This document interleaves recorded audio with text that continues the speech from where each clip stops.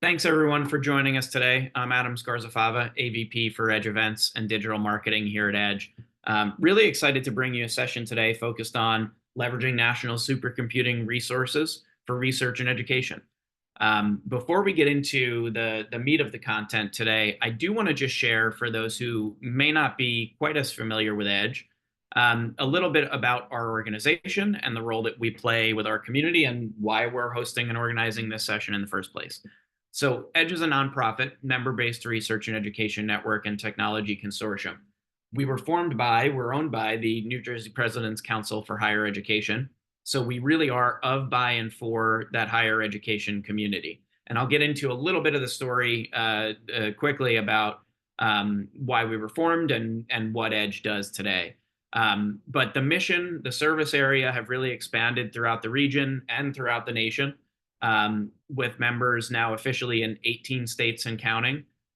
So the mission is growing, the groups that we serve are growing. They include not only higher education and research within that, but K-12 institutions, state and local government organizations, libraries, healthcare institutions, and other nonprofits. So really anyone with a public serving mission, EDGE exists to serve them in the use of technology effectively. We were built, though, initially by the President's Council to build a network around the state of New Jersey. And so we still maintain, operate that network, which is an absolute world-class network that our members use sorry if you can hear the dog barking in the background. But we do still maintain, own, and operate that network to serve our members in the delivery of education, in the delivery of research, high performance research, and we use that as a platform.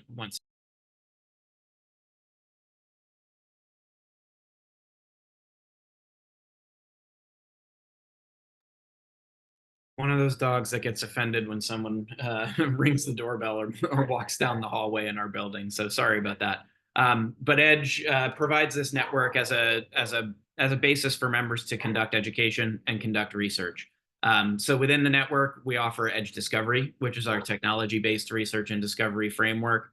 Dr. Faru Garamani is on the call with us today. She's our Assistant Vice President for Research, Innovation, and Sponsored Programs, and leads those efforts on the research side for us, and does a fantastic job getting our members connected with the research technologies and the network of people that really power engaged research throughout the state.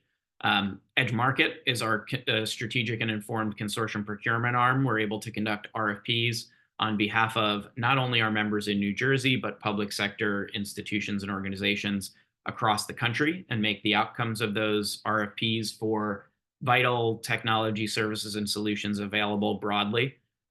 We conduct events, networking, and community building opportunities like what we're doing here today, and offer thought leadership and solution development for institutions who may need support in areas like digital transformation, cybersecurity, digital teaching and learning, areas where institutions tend to be challenged or under-resourced, and EDGE has on staff resources that are able to help institutions scale in those areas and better serve their communities. So we're really excited to take this opportunity today to bring a wider community together around around the topic of supercomputing resources across the country. With us is a true expert in that topic, Stephen Deems.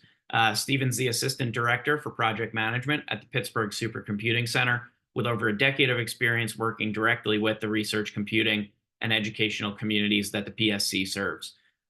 He's the principal investigator on the NSF-funded ACCESS Allocation Services project, which provides mechanisms for US-based researchers and educators to gain access to advanced computing, visualization, and data resources to accomplish their objectives.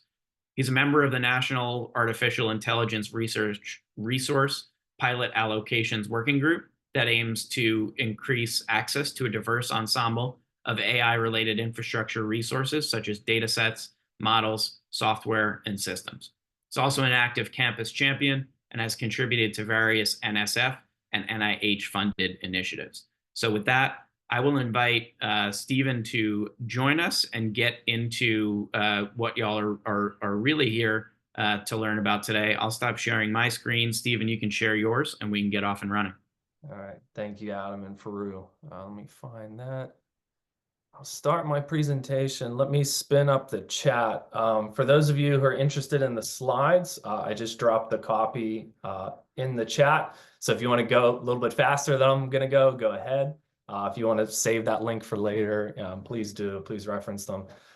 So yes, I'm at Pittsburgh Supercomputing Center at Carnegie Mellon University. I actually recently took a new job there, but have a lot of experience in project management for these large scale initiatives. I'm going to talk a little bit about, we're kind of moving away from the term supercomputing because, these devices that we each have in our pockets can be considered supercomputers. So we use the word cyberinfrastructure a lot. But before I get into the meat of this, the project that I'm thrilled and happy to lead, ACCESS Allocations, we greatly value your feedback on how we can improve our offerings and even our presentations that we give to the community. If you have suggestions for us, there is a link on our front page. You can see the link here. You can be able to click it in the presentation. Drop us your thoughts. If you hear things in your own community on how we can better our offerings or tweak our language, please drop us a line and someone from our team will get back to you. When I get into a lot of these, when we talk about supercomputing, we talk about cyber infrastructure, there would be none without the people involved in these processes. And the wide range of talent that goes into either operating a data center, carrying out research computing, is so widespread and vast. It's hard to summarize in one slide. This is my stab at it. I don't plan on talking about every single piece, but really starts at the data center. When we talk to our local constituents or state representatives, they think, oh, it's a lot of sciencey stuff, a lot of nerd stuff. And there's actually a lot of blue collar jobs out there. We have engineers in the data center, we have plumbers, we have electricians. Building upon that, like you have security staff, you have networking staff, operations to keep these things up and running. You need to create accounts and make sure that people can access them. They have the appropriate privs and again, following security concerns there. But moving over to the far right a bit, you start getting less and less technical per se, right? We have people that have to handle communications for these projects and reach out either to just the lay audiences that we want to reach and tell like, hey, this is what's happening with your federal tax dollars or your state tax dollars. They need to be able to understand what we're doing, but also communicate it in a way that folks can run with it. So our science writer tends to tell us he writes at like a 9th grade level. And he says there's a lot of work in taking, advanced physics and working it down to that level where people can understand. Obviously, project management's near and dear to me. It's a lot when you work on data center projects all the way through like the software stack, the science, but also the people that keep the lights on, that keep the wheels moving, our business office, handling proposals, our finances, handling all of our procurement with various vendors and coordinating all of that. And at PSC at least, and I think a lot of the national space is thinking more and more about data and how do we reduce the amount of copies that we have? How do we make sure that it's all salient? We have a lot of data librarians on staff. They handle a lot of data ingest for our bigger projects. They curate the data sets and just manage them in general. So before we get into this is the big iron, the compute, the GPU, the storage that's available, you have to stop and acknowledge the breadth of diversity and experience that's powering all of cyber infrastructure. So my intro slides that I'm going to talk about ACCESS and the NAIRR Pilot. I'm going to start with ACCESS.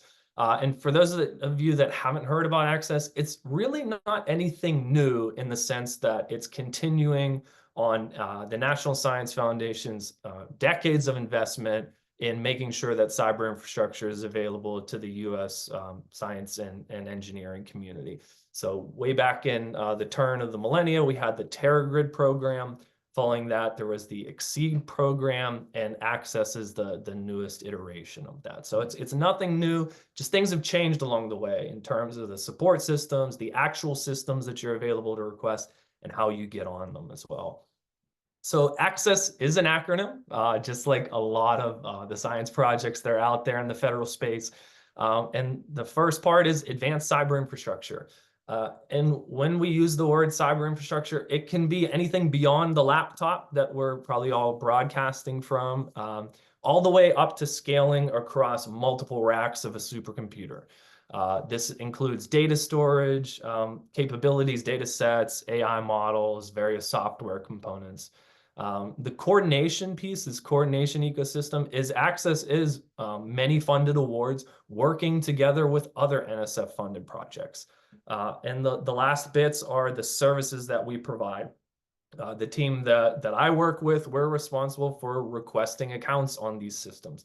The operations team ensures that the cyber infrastructure that you're actually going to land on and use is populated, is up and running, is working, that you have everything you need on there. The reporting and metrics team give you insights on the jobs that you're running, how you can potentially tweak those calculations that you're running.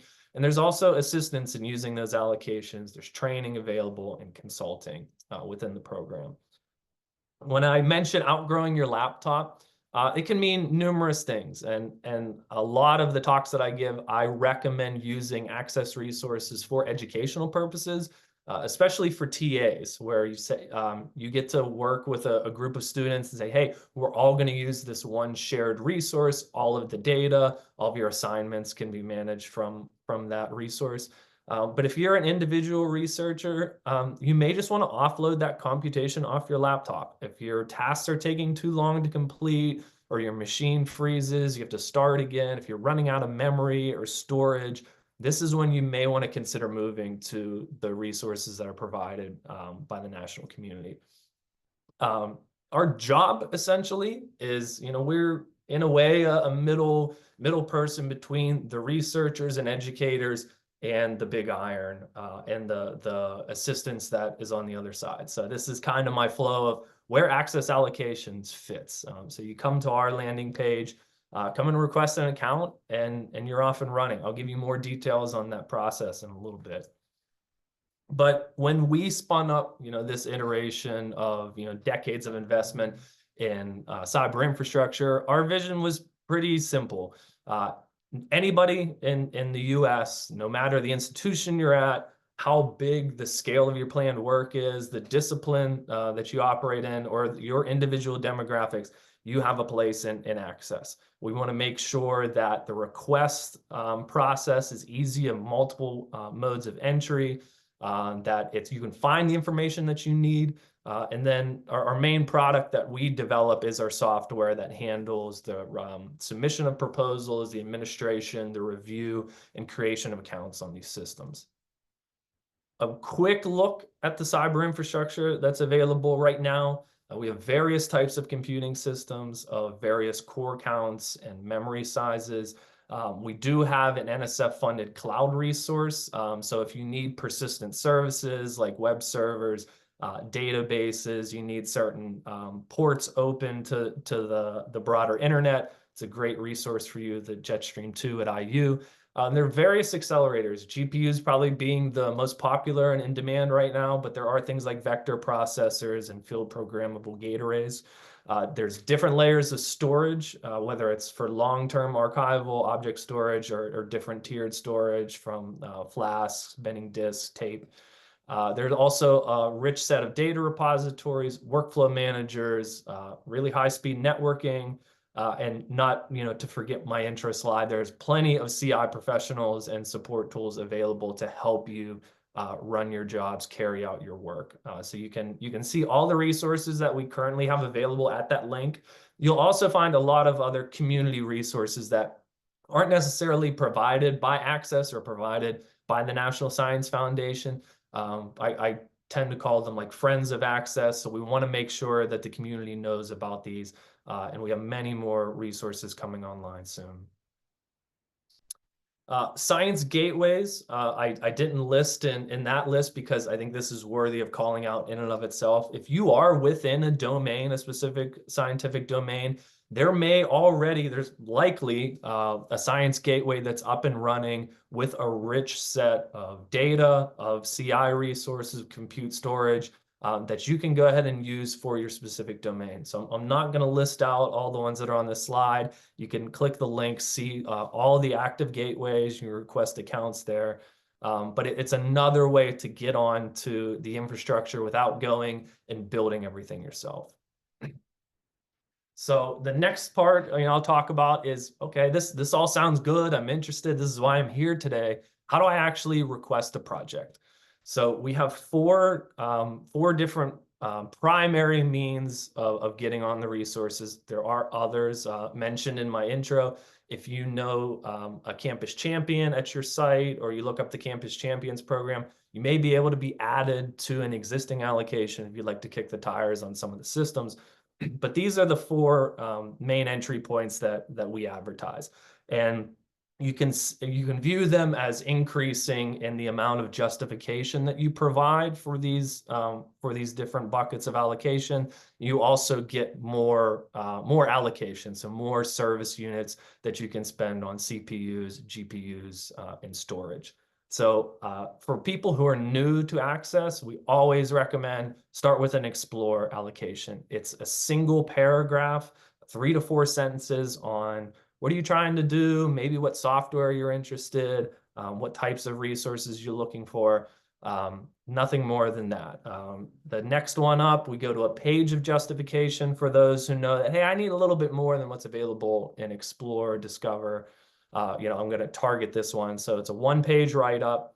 The next jump up is a 3-pager, and then the final tier opportunity is completely unlimited. It is based on what you can justify. So it is expected that you have run on some of these machines before. You know how long your specific calculations run, how many of them you need to do, and you can essentially do the math and show your work on how you arrived at that. To give you some sense of scale for these, in Explore allocation, we give out essentially 400,000 CPU hours, or roughly 10,000 GPU hours. For Discover, that goes up to 1.5 million core hours, accelerates 3 million core hours. Anything beyond 3 million, you're a pretty well-established group, and we ask that you submit a maximized proposal. Again, this is designed so that you can start very, very quickly. I'll get to some of those time metrics in a few slides. But for the people that operate the cyber infrastructure, they're involved in the review of these requests. So if you would come in and request a resource that doesn't have GPUs, one of the resource providers will be able to say, hey, this might not be the best suited resource for you. You may want to try this one. So they are engaged the entire way. That way, when you land on a system, they're familiar with what you're doing. They can assist in any tickets you may have to submit to get your workflows up and running. So our policies for getting on this is primarily, the first and foremost thing is you must be US based. So you have to be at a US based institution. We do allow for international collaborators. So folks outside of the US border can use the systems, but the primary investigator needs to be based in the US and they need to be involved in the project. They can't just be a placeholder PI. One of the big changes that we made moving from TerraGrid to Exceed to Access is graduate students can now lead projects. For grad students that have an NSF GRFP, they can come in without any additional supervision. But for any other grad student, we do ask for a letter from that grad student's advisor saying that I'm aware of them using Access resources, and I will advise them on how to best carry out their computations. One thing I need to, it is on the bottom right here, is that you do not need a supporting grant from any institution or from any federal agency to run on Access resources. So no grant, no problem. Come on and get one. If you do have a supporting grant, you can request multiple projects. So you can request as many Access allocations as you have supporting grants. The one difference we have is if you are doing your own personal research and then you're teaching a class, you can keep those buckets separately. So you can have a short-term allocation to add the students to and carry out the coursework. Again, the standardized project types that I just showed on previous slide, again, they range from a paragraph up to 10 pages of justification. We do always ask or advise groups to start with a small allocation, and as your needs start growing, you can upgrade later. There is a question in the chat. Are the resources private to the user? My research lies in using electronic health records. So yes, this is a common question that we get. I'll take a stab at it now in saying that when we see HIPAA, we would say these resources probably aren't best for that case. Although the resources are set up that a lot of them are running Lustre file systems, they're completely separated by groups. I would not say that any of the resources are currently secure enclaves for that type of computing. If you were using synthetic data or things like that, I'd say, yeah, please come on in. But for folks that have really high security concerns about the infrastructure, I'd say it's right now we probably don't have a resource for that. That may be coming in the future, but right now it's probably not best suited. No, thank you for the question. And I failed to note this at the start. I am monitoring the chat. I don't think I can see hands being raised, so please go ahead and either speak up, interrupt me, or drop your question in chat, and I'll try to address that. We have had a couple other questions come into the Q&A that I've been keeping an eye on. So we have two that are sort of related here. Is access only for university professors, or can students also sign up? And another question similarly asks, are these resources available for undergraduate students? So yeah, the first one I think I just answered is that if you are a graduate student or higher, you can request your own access. Undergraduates, high school students, middle school students, they're all eligible to use the facilities. They must have a professor or a teacher or someone who is eligible to lead that project, request the allocation, manage it. But yes, undergrads and lower can use the systems with supervision from an advisor. Cool. Okay. Another question we had here is what GPUs are available on the system? So right now, I believe the highest, that's probably not the best word, but the latest version of NVIDIA GPUs that we have are A100s. However, I can tell you that probably within the next month or two, Access will be flooded with a bunch of H100 GPUs. So the NSF did award a lot of supplemental allocation or supplemental awards to some of the Access resources. Again, I'm at Pittsburgh Supercomputing Center, which is just one of these locations, and we are expecting, I think, 9 8-way H100 nodes. We're taking delivery of those in a couple weeks. So, given our systems team will take some time to set those up, configure them. They should be online at the turn of the new year. So we will have up to H100s. There's a lot of V100s out there. I believe there are a few AMD and Intel GPUs, but not nearly as prevalent as NVIDIA. And then another question on security, on this issue of protected data. Do you provide confidential computing infrastructure? Encryption of data in use, I think is what they're asking. I believe that is available on some of the systems. Again, since Access is over a dozen different platforms right now, and I'm only based at one of those providers, I can't say for sure. I would say please submit a ticket and we'll be able to route it to someone. But yeah, I don't know offhand. But I think if there are a lot of heavily secure computing type of concerns, Access might not be the best place. Access is designed for open science. Not that your data sets need to be open, your algorithms, all of that, but any of the work that is carried out on these systems is to be published and disseminated. On my previous slide, I think I also skipped over that there is absolutely no cost to using Access for that reason. So you will never be sent a bill. No one will ever ask you for a donation. This is all made possible by the National Science Foundation. And one last question for now, and then we'll let you get back to it. But do you support hybrid on-prem to cloud? Any cloud providers participating? Is that currently or in the future? Yeah, a lot of the resource providers will allow you to interface with cloud. The one resource that I talked about early on, Jetstream 2, has an easy way to manage that yourself without intervention. Speaking from PSC and some other sites, you may need to reach out to them to make some ports available for data moving in and out, or you could use data transfer nodes. But yes, that is supported.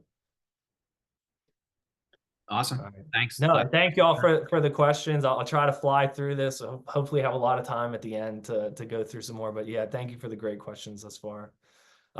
So when talking about like, okay, I'm interested, I'm eligible, I want to request an account. The typical project, meaning about 83% of our projects, so the significant majority are approved in under 1 business day. So right here on this third line, you see that from the time you request it, it comes to our team for vetting and review. You're going to get approved in under a day. After that, you then need to pick from the buffet of resources to say, okay, I would like to try out these few resources. You submit an exchange. The resource provider then reviews your exchange, gives you the stamp of approval. You get an account created. So from the time that you submit to the time you have an account on one of these systems is roughly 3 days. And as you can see at the bottom, from that point on, it's taken about a week for groups to get familiar with the resources, to install their software if need be, transfer data through. One of the jokes that I make to the resource providers is they're spending a week reading the user guide and familiarizing themselves with the system, because we know sometimes, hey, everybody doesn't read all through it. But from the time you submit to the time that you actually run your first job, we're averaging just over 10 days in our second year of access. So just a quick overview of the step-by-step. You start by registering for an access ID. If you're familiar with Exceed, you had an Exceed ID, that'll work. You can reset your password, you still have that. Select the project type, one of those 4 that best fits your needs. If you're brand new, again, start with Explore. You can upgrade later. During the request form process, you can add additional investigators. You can add folks to manage the allocation, so add and remove users, submit exchanges, request supplements, transfers, extensions, all that. And then once you have your allocation approved, you select the resources you like, and then go ahead and start. One of the best metrics we like to display is that over 95% of our requests are approved. A lot of those that 5%, this is commonly at the maximized level, where these are extremely large awards. And there may be some miscalculations or reasons why those requests are getting declined, or it could be someone who's not eligible, who submitted a request, and our staff works with them to make sure that if they really need access to the system, that they're provided mechanisms to go about and get access. So I'm going to go quickly through some science highlights. I've been using these for a while. I think I presented this to the MSCC. So these are 3 institutions that are currently using Access, and what are they doing on these systems? So at Howard University in DC, there's actually undergraduate courses. So there are undergrads on these systems utilizing them, and they're learning how to perform MD simulations of molecules using LAMMPS, which is a pretty well-known MD package across the sites. There are groups taking low-resolution images, medical images, and synthesizing more high-res images from those low-res. And then there's also groups that are looking at how the effects of climate change and more salt water intruding from the ocean into fresh water are impacting indigenous communities, and they're being further and further displaced and subject to additional discrimination. At Prairie View A&M, there's a class going on where a professor has developed an online platform and web-based tool to do real-time calculations of plant irrigation using several data modalities, whether it's from weather stations or from weather networks, and trying to identify how and when is best to irrigate these plants.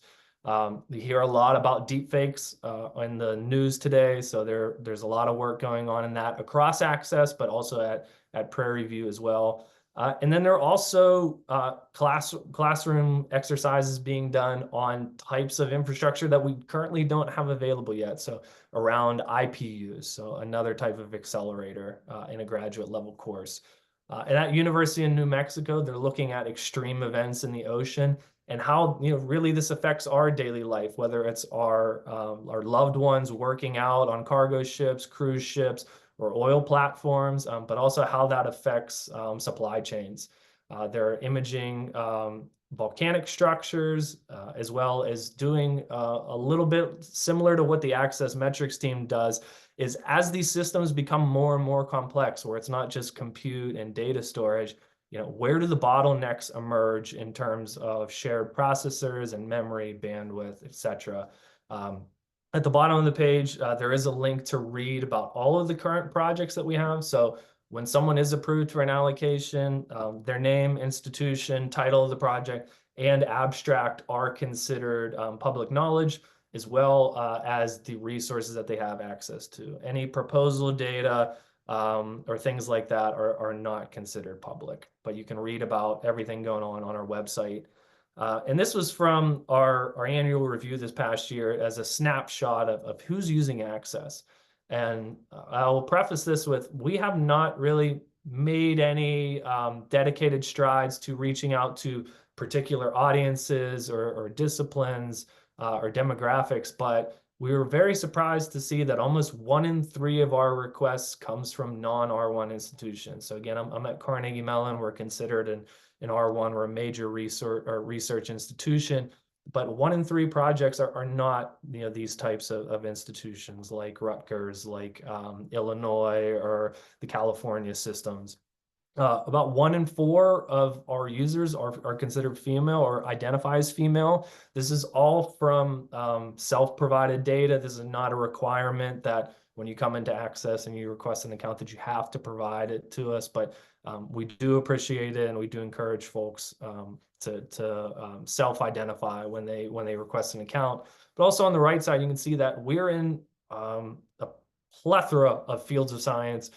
No matter whether you're in long tail sciences like physics, chemistry, biology, or you're in fields that are emerging to use HPC and AI resources like digital humanities, sociology, etc. So again, kind of continuing on our vision of no matter where you're researching or working at in the US, you're welcome in Access.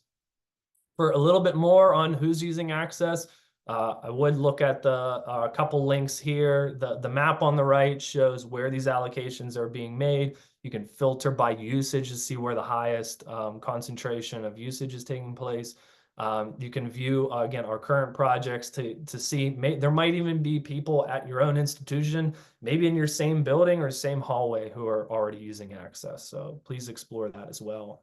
And once you come in, or even before you come in, you may find that you need some help along the way. You can submit a ticket through the Access system. You do need an Access ID to do that. So, take 5 or 10 minutes to create an Access ID, reach out to an expert in Access. You can reach out to the resource providers directly. There is a screenshot of them on the right side. Each of those have a plethora of support staff, scientific staff that may be able to help you best. When people ask me, like, well, which site do I choose? I tend to give them answers along the lines of, if you are doing oceanic sciences, Pittsburgh Supercomputing Center probably isn't the best place for you. San Diego Supercomputing Center might be a little bit better. At PSC, we do a lot of bioinformatics type work, so we might be a pretty good fit if you're there. But everybody has different expertise. And again, if you don't know which one to pick, you can reach out to us at Access. We just had a Q&A bot come online. So this is trained on all of the Access and the RP documentation. So I would even say this might be your first stop before you submit a ticket. And anytime I engage with the community, I encourage everyone, reach out to me. At minimum, if you don't want to create an account, you don't want to go through too many hoops, just contact me directly, and I'd be happy to help you. So I think I have 2 bonus contents. I actually should have updated that before this, but yeah, the next piece of national cyber infrastructure I want to talk about quickly is the NAIRR Pilot, the National AI Research Resource. So this came out of a task force that was established in 2020. And they delivered their final report in January of 23. You can read the full 100-page report at the link there. But last October, there was an executive order from the Biden administration to stand up a pilot based on existing resources in the federal landscape. So resources from DOE, from NSF, NIH, et cetera, are made available. And the NAIRR pilot was spun up in January. Since then, we've had about 300 requests for allocations. And those continue to come in. You can request 24/7, 365. And it's very similar to one of our project request types, where it's a 3-page request detailing the science and what you intend to do and how it relates to some of the themes from the NAIRR pilot. One of the big differentiators between ACCESS and NAIRR pilot is the diversity of resources that are available. So there are a plethora of private sector resources available. There are some novel computing type resource providers here, like Samba Nova Systems and Cerebra Systems, but there are also rich data providers, model providers like Hugging Face. NVIDIA has their DGX cloud available. OpenAI has API access to their ChatGPT instance. So there are a bunch of training materials and coursework related things in here. So there are also plenty of the ACCESS resources are available in NAIRR pilot. Again, the process is similar, 3-page request. One differentiator is you will authenticate with ORCID. So you have to have an ORCID ID to start the submission process. You must be computing in the US. So if your students were going home for the holidays and aren't from the United States, they cannot compute while they're outside the US. You must be in the US doing any of the computing. And there is a much longer multi-step process for this, where you make your request, it's vetted by staff, it's sent to a review panel, it's matched to a resource that's most suitable, and then the federal agencies also provide their concurrence on that. So I get this question a lot when I'm out in the community. We're getting it more and more through ACCESS and NAIRR is, okay, you know, I'm interested in both. I'm doing AI work. Which one do I choose? And this is my interpretation of this. I wouldn't say it's the be all end all, but for very long-term research that, you know, you may have just got a supporting grant for 3 or 4 years, you can request an allocation through ACCESS and have continued computing and data storage for the lifetime of that award. ACCESS serves all disciplines, no matter if you're doing AI or not. ACCESS is mainly CPU, GPU, and storage, as you've seen, and you're going to get a very quick turnaround time in ACCESS. On the NAIRR side of things, these are very short-term engagements. The National Science Foundation, the federal agencies that are supporting this pilot want to demonstrate success of the availability of these resources within a 6-month to a year timeline. They should also align with the current focus areas. So the initial focus area was on trustworthy AI, and they're starting to expand that. So please check the link there to see if your work aligns with that. There's a much broader set of resources, diversity in the types of resources that are available, but it does take significantly longer to get on these systems. So about 6 to 8 weeks for review and processing, and then accounts are made on the systems that you requested.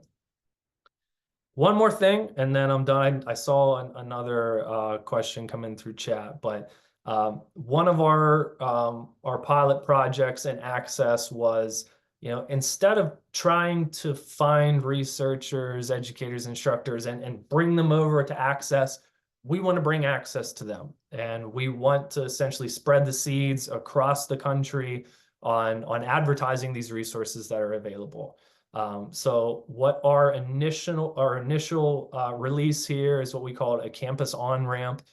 So it's an embeddable web piece of JavaScript. It's literally 14 lines of JavaScript that any institution can embed in their web pages, where researchers and educators typically look at first. They look at their own campuses or their own institutions for what do you have available. You can embed the catalog list of every resource that's available through ACCESS. We are looking for additional campuses to help us beta test. I would recommend you either send me an email directly, or you can use our feedback form on the front of our website saying, yeah, I'm in. You can take a look at the first demo that's live on the Rocky Mountain Advanced Computing Consortium website. But again, we're interested in hearing from more people and how we can help spread the awareness of access. And again, I encourage you all to reach out to me if you have questions, if you have ideas you want to kick around. Here's my PSC email address. And again, please check us out on the Access website. But again, thank you, Adam and Farouk, for having me, inviting me. And thank you, everybody, for attending. And I think we have a good chunk of time for Q&A if there are some out there. Yeah, and we have a couple in the Q&A, and then the one you noted in the chat. So we can start there and work backwards because it's the most recent one. Are U.S. territories, thinking of Puerto Rico as an example, excluded from accessing the resources in there? Absolutely not. No, Puerto Rico, Guam, no, they're all considered U.S. based institutions. So yeah, please come on in. Awesome. A couple questions over in the Q&A. What kind of data is available in the data repositories on Access? Yeah, good question. Hard for me to answer because we have so many different resources. At PSC, we do have a lot of health science related projects. So the HubMap, the Human Biomolecular Atlas program, that data is available for computing. Brain Image Library is another project at PSC. So a lot of it depends on the resource provider. So again, we're very much in that health and biospace. We do a lot of the computing on the data there. If you go to different centers, they may have more community level data sets. Again, at PSC, we tend to have a lot of also AI oriented data sets. So like the NIST handwritten data set is available centrally on the Bridges 2 resource. The user guides for these individual resources typically also have a section dedicated to that as well. So if you look at our resource catalog, you'll be able to see a direct link to the user guide and see what data is already centrally available. Cool, thank you. Is there a searchable catalog of data sets? A quick follow-up there to that one. Not yet at Access. For software that's being installed on, or that is installed on Access resources, that is available. And actually, before the turn of the new year, we are going to release a new resource catalog. Give me 1 second, and I'll give you all a sneak peek on that and what you'll be able to do with that. Okay, here we go. 1 second. So, well, let me show you the current resource catalog for those of you that may not have looked at the slides. So when you come to Access and you look and see what's available, you get this huge list of resources, and it's a bit overwhelming, and you have to click through a lot of them. Again, there's links to user guides like I was mentioning. But Access has been working toward, like, let's make this a little bit more user-friendly. Let's show off the features that the researchers and educators are interested in. So this is a sneak peek of what our new catalog will look like. There are filters regarding what capabilities are there. If you need GPU, you can select GPU resources and they'll be filtered that way. You can pop up the whole list of them here. You can filter by site.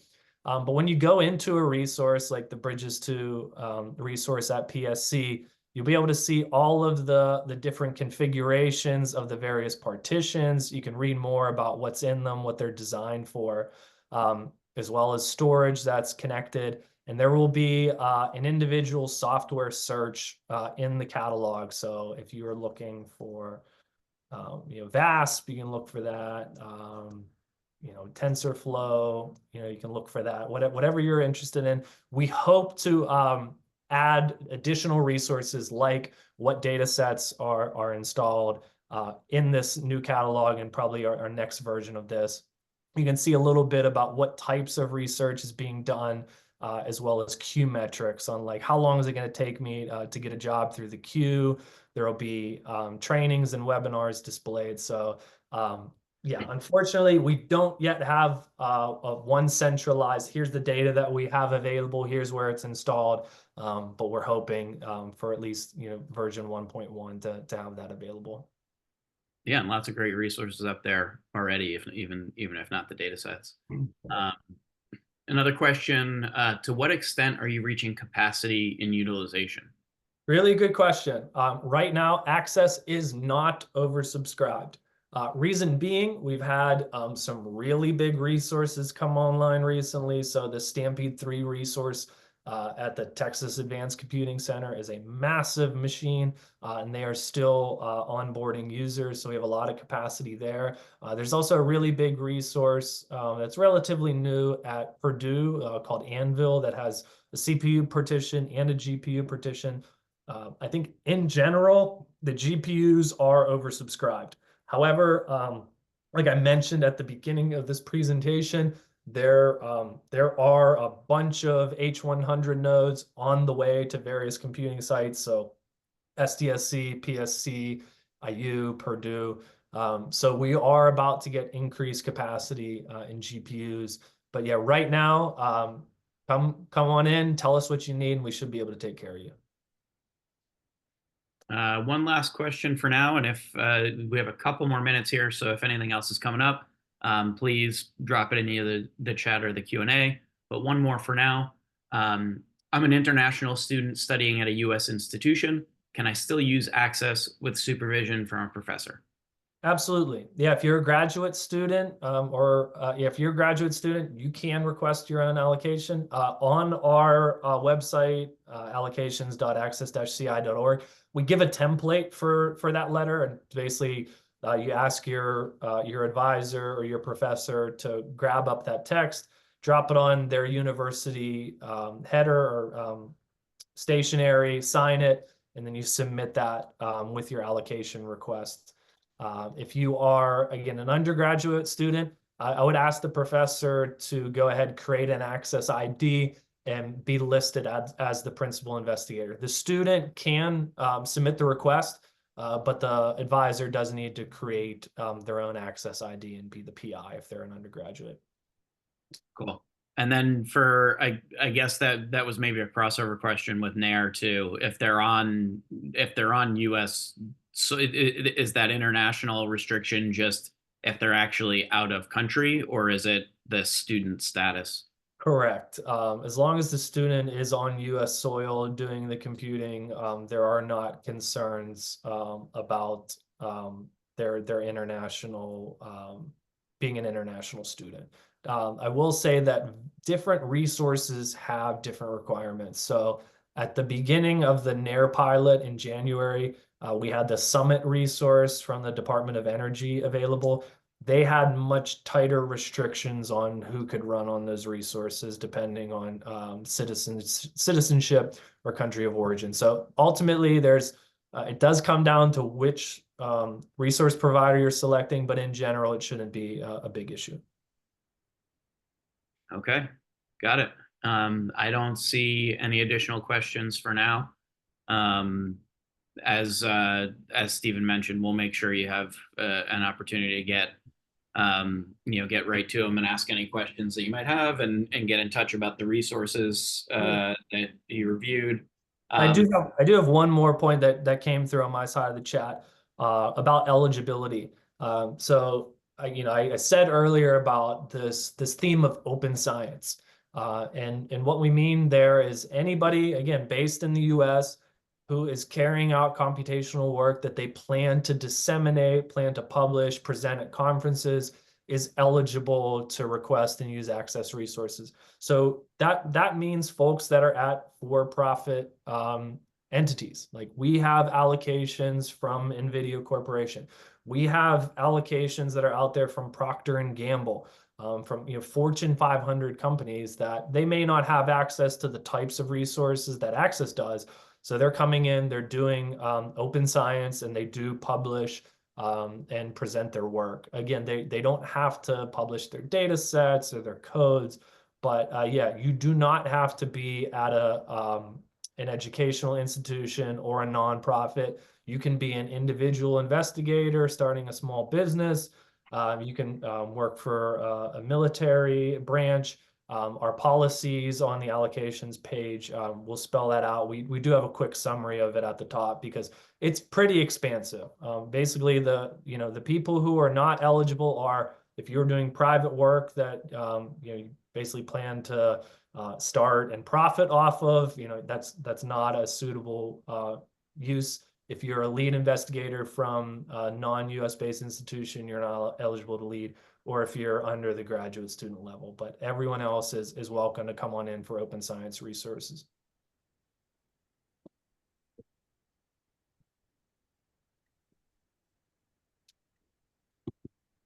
All righty. I think that it seems like that brings us to our conclusion. Thank you very much, Faru, for pulling this session together and getting everybody connected here. Thank you, Stephen, for your time and the resources and knowledge that you're able to share with us. We really appreciate that. And we appreciate all of our attendees for being with us and spending time here today. Hopefully you found it valuable, and we'll make sure you get the recording as well as some of the other resources, links, those kinds of things that Stephen talked about. So thank you so much, everybody, for being a part of this today. Yeah, thank you. Thank you, Stephen. Thank you all very much. Have a great day. Thank you, Adam. Thanks.